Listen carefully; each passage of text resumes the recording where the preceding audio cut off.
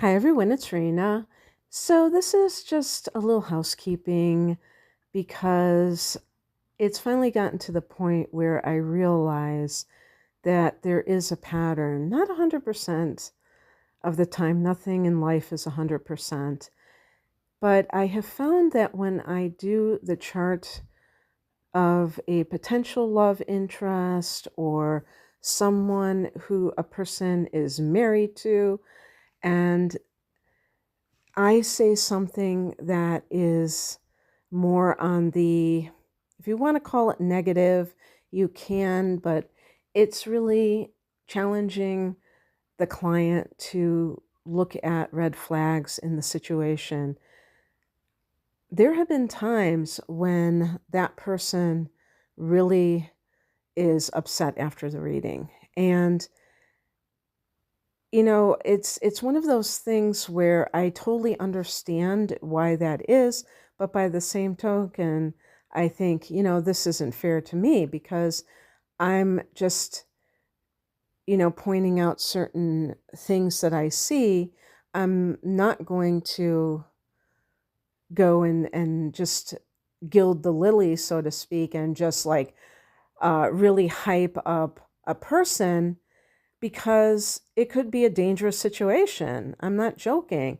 When you bring somebody else into your life at a deep level, it can turn your life upside down if you're with the wrong person. And especially if you already have a track record of this in your background, then there might be some things that you're doing on your end or thinking on your end. Like, in other words, if the other person is like blaming you for everything and you just have that idea within yourself that you're the problem and you already have that deeply ingrained, of course, that usually comes from childhood abuse where a person would think like that, then you're going to believe that other person. And of course, that can be highly dangerous because the people who are abusive, and we could also call them malignant narcissists,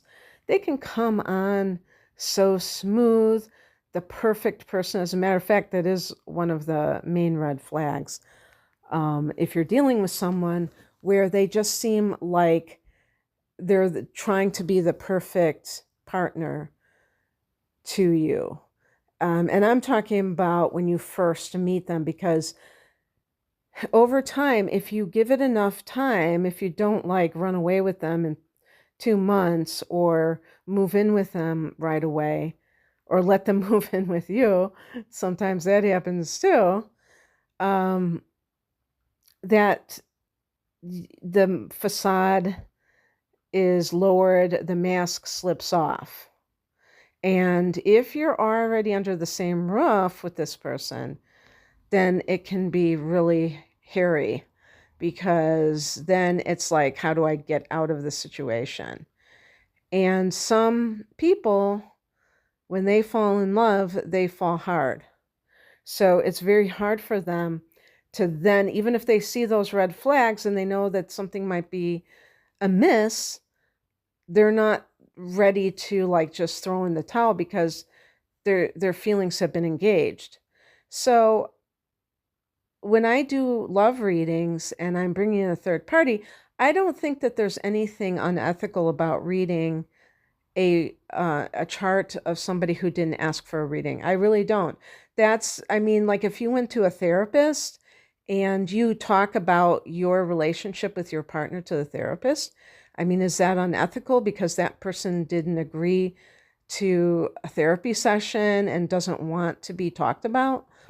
That's not how life works. People talk about other people. As long as the client isn't using that information to manipulate, of course, that is always a possibility that they use inside information to try to manipulate their dealings with that person.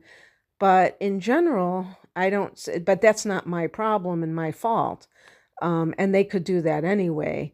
But what I was trying to do with bringing in somebody else's chart is trying to either point out challenging things for that person to be aware of, like maybe they're already dealing with those things. I'm assuming that people who get love readings from me who are in a relationship already have some kind of things that seem alarming to them, or they're not sure about, like maybe that person has gaslighted them and they're kind of confused. They're like, am I in the wrong? Is that person the one that's at fault? Like, what's going on here? Because I don't feel like I've been doing anything and they keep accusing me of doing certain things.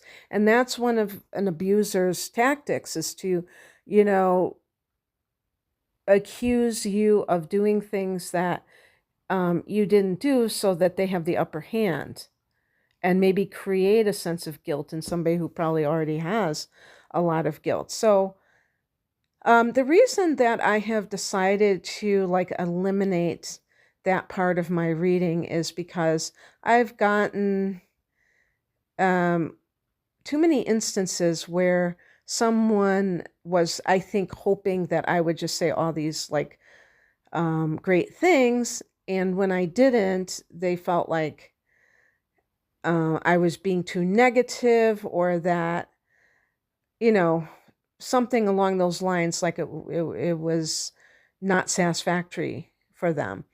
And what I have realized is that in those instances, and luckily that's really the only time when this would really happen, people are playing games with themselves and they are playing games with me.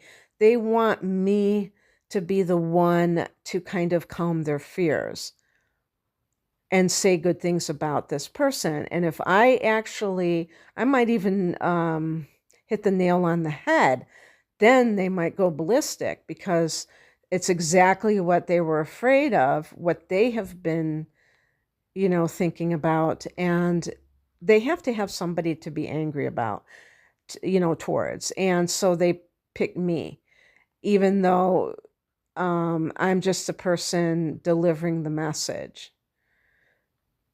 So the truth is that I don't bill myself as a psychic. I call myself an astrologer, and I am also a tarot reader.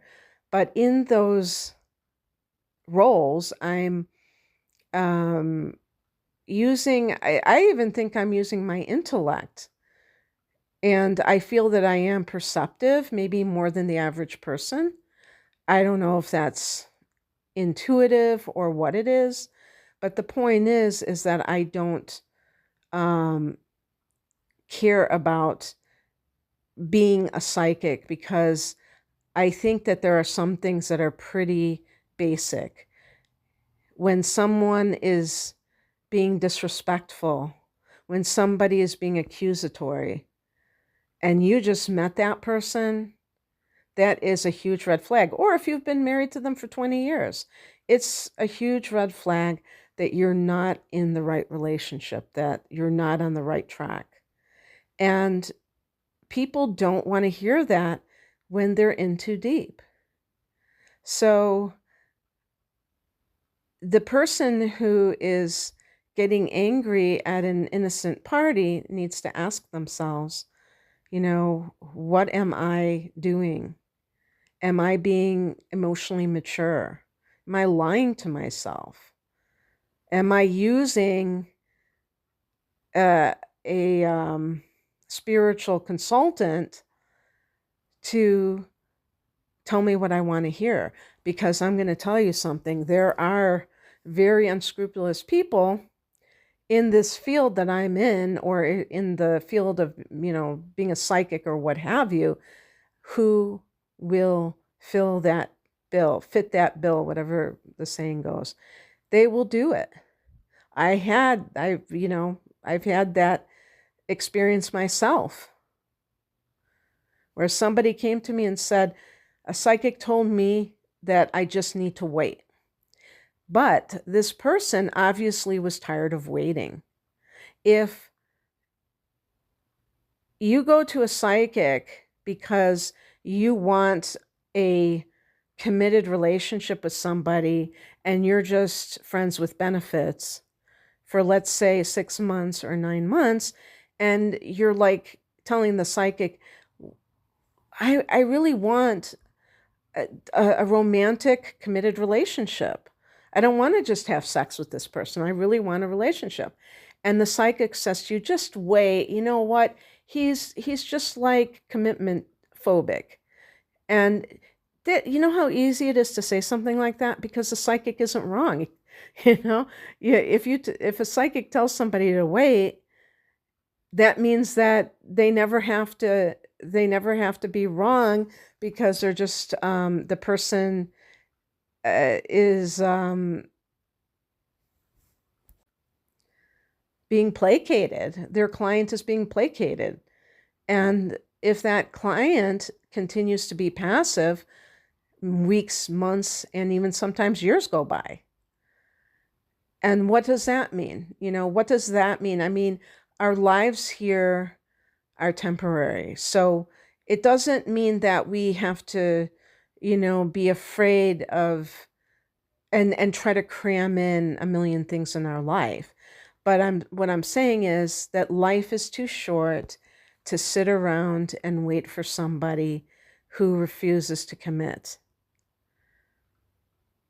You would probably be better off if you are being reasonable about it. I'm not talking about wanting somebody to commit after a month or 2 months.